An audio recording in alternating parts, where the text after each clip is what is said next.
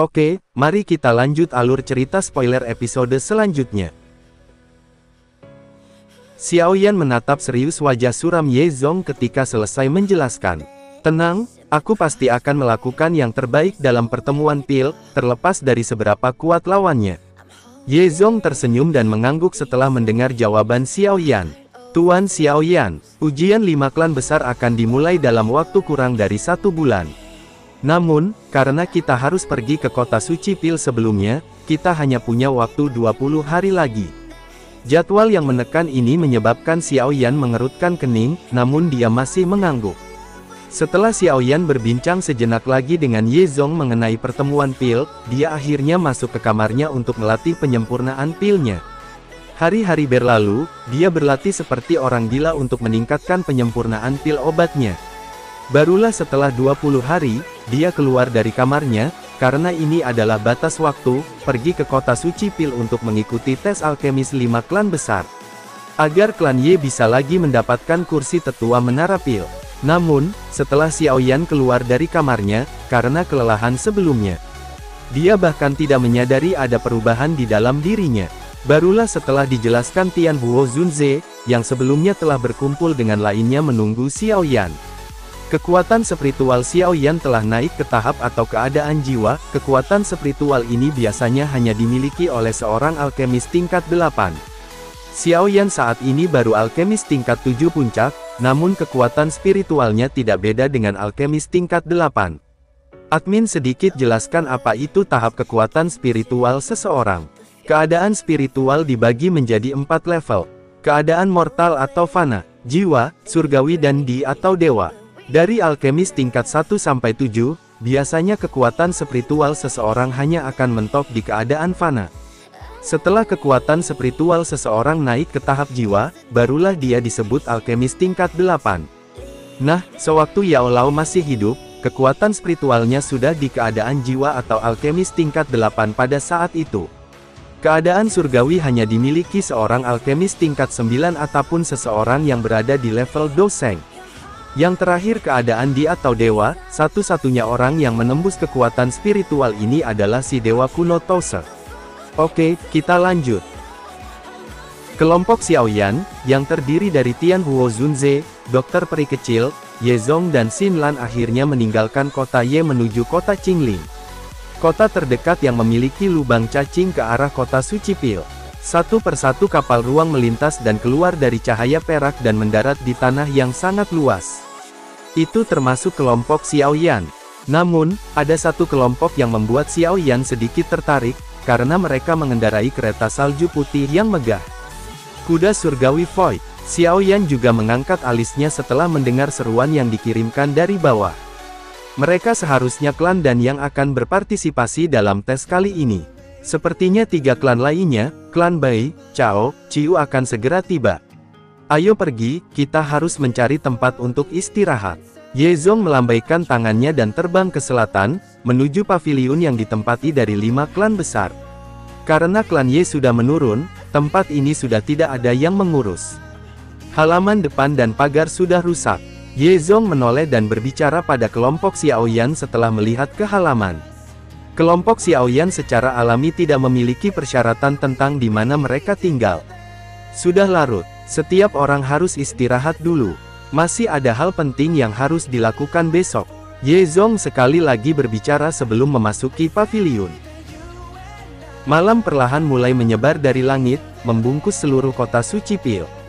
Xiaoyan berdiri dengan tangan di belakang punggungnya di halaman kecil di dalam Ye Manor. Dia mengangkat kepalanya dan melihat bintang-bintang yang terang. Itu lama kemudian sebelum dia sedikit mengerutkan kening. Aku belum merasakan, bahkan sedikit riak terkait dengan api 3000 terbakar sejak aku memasuki kota suci pil. Sepertinya disegel atau disembunyikan oleh para ahli dari menara pil. Xiaoyan baru saja menghela nafas lembut dan akan beranjak kembali ke kamarnya. Namun dokter peri kecil di pintu halaman telah berdiri lama di sana. Apakah kamu tidak pergi untuk beristirahat? Sun Er memerintahkanku untuk melindungimu dengan benar sebelum dia pergi. Bagaimana aku bisa berhenti bekerja sebelum kamu beristirahat? Dokter peri kecil menjawab dengan senyum manis. Xiaoyan tidak bisa menahan tawa setelah mendengar kata-kata dokter peri kecil. Kemudian, dokter peri kecil tiba-tiba bertanya, "Sudahkah kamu memberitahu Sun Er tentang masalah terkait Cailin?" Xiaoyan terkejut setelah mendengar ini. Dia segera merasa sedikit malu saat menggelengkan kepalanya. Masalah tentang Cailin hanyalah sebuah pertemuan yang dipenuhi dengan nafsu. Namun setelah insiden itu, Xiaoyan berangsur-angsur mendapatkan pemahaman yang lebih besar tentang wanita ini melalui pertemuan mereka. Dia harus mengakui bahwa dia mulai merasakan perasaan yang rumit untuk Ratu Medusa, ini terutama tentang masalah Cailin yang diduga hamil. Sudah beberapa tahun sejak Xiaoyan meninggalkan Kekaisaran Jiama. Jika Cailin benar-benar hamil, berdasarkan aturan dari ras ular saat ini, sepertinya Xiaoyan kecil sudah lahir. Hati Xiaoyan sekali lagi merasakan perasaan yang sangat rumit setelah memikirkan hal ini. Ketika kapal sampai ke jembatan, akan ada jalan. Ketika aku melihat Sun Er selanjutnya, aku akan mengatakan ini padanya. Tidak jarang seorang pria memiliki banyak istri dan selir di benua Douchi. Aku pikir Sun Er tidak akan keberatan. Dokter peri kecil menghibur saat melihat kekhawatiran Xiaoyan. Xiaoyan hanya bisa tersenyum pahit. Sun Er bukanlah gadis biasa, dan memiliki posisi fatal dalam klan Gu. Bahkan jika Sun Er setuju ketika saatnya tiba, kemungkinan klan Gu akan menggunakan ini sebagai alasan untuk menghalangi mereka.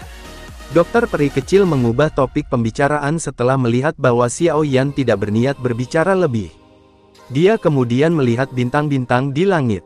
Sudah bertahun-tahun sejak kita menyaksikan langit malam bersama, namun, langit malam di lembah kecil di dekat kota Qingshan masih lebih indah.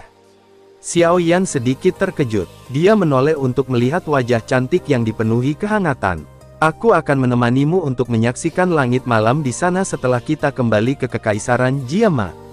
Wajah dokter peri kecil perlahan-lahan menjadi lebih lembut, dia kemudian mulai menutup matanya sambil menikmati suasana malam. Xiaoyan mengambil jubah hitam besar dari cincin penyimpanannya untuk menutupi tubuh dokter peri kecil. Dia juga perlahan bangkit dan mengambil 2 langkah ke depan. Mengangkat kepalanya, melihat ke langit berbintang cerah. Beberapa saat kemudian, dia juga mulai menutup matanya, kekuatan spiritualnya menyebar mencapai ke langit berbintang yang cerah. Setelah kekuatan spiritual Xiaoyan menyebar, dia samar-samar merasakan segel misterius dan sosok buram membakar. Pikiran Xiaoyan fokus dan tiba-tiba menerobos masuk ke tempat yang tidak dikenal. Sosok naga besar tanpa henti meringkuk di tanah.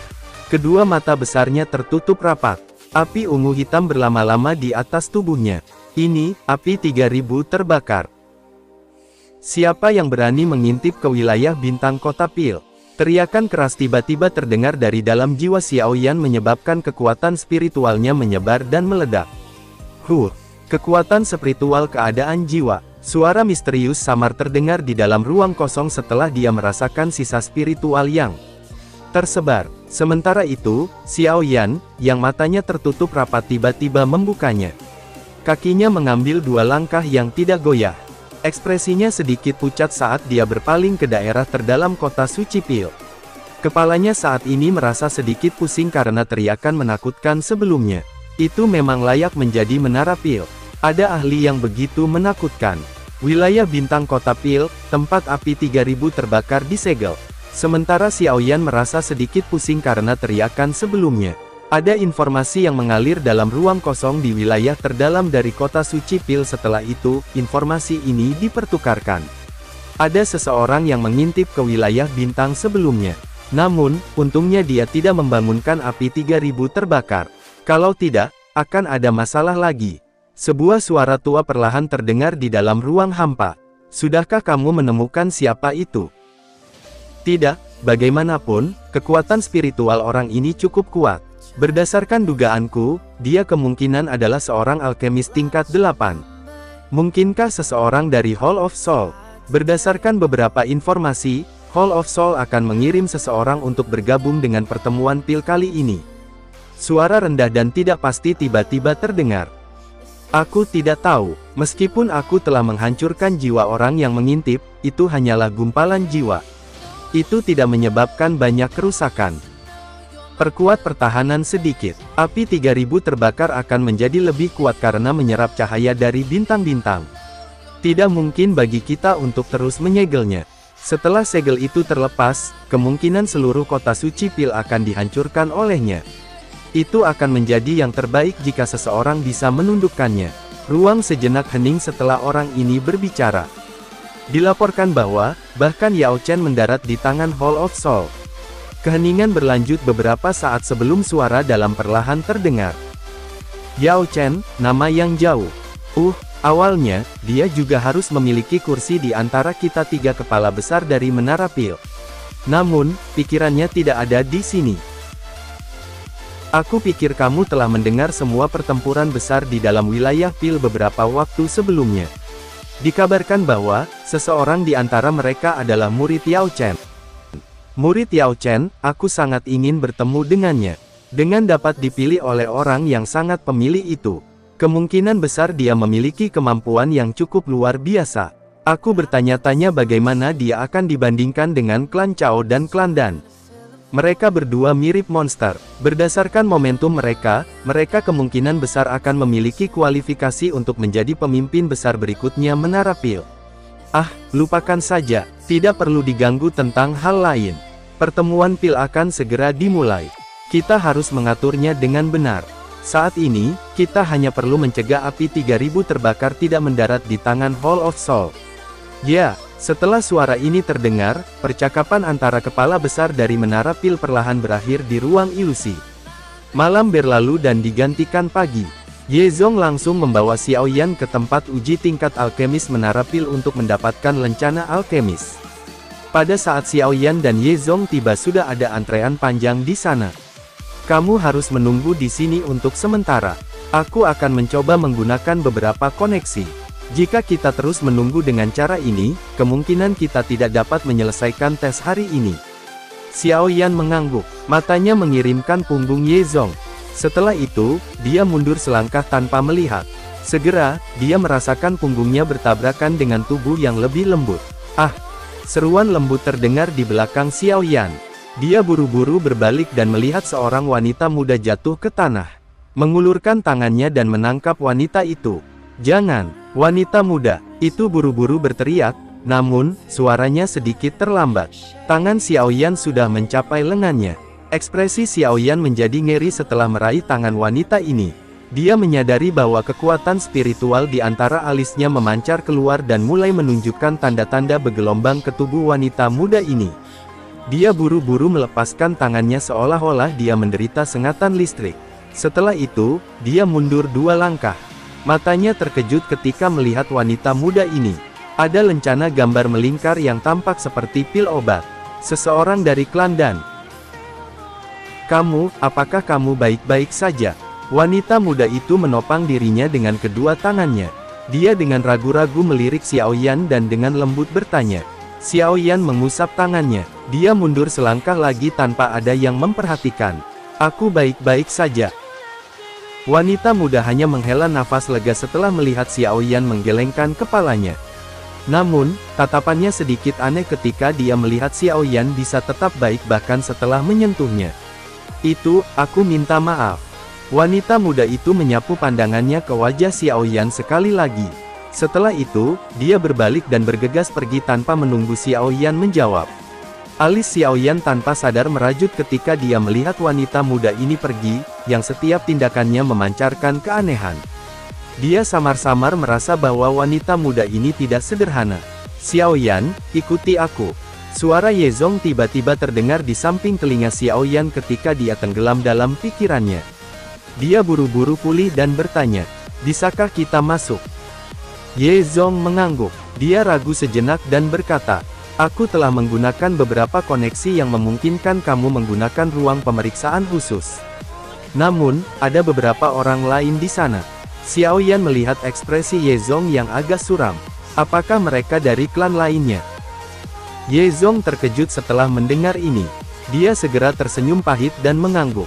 Kebetulan klan Bai dan klan Ciu juga di sini untuk mengikuti tes. Di masa lalu, kedua klan ini telah ditindas oleh klan Ye. Sekarang mereka telah membalikkan keadaan, Setiap kali kita bertemu, mereka mengambil kesempatan untuk mengejekku.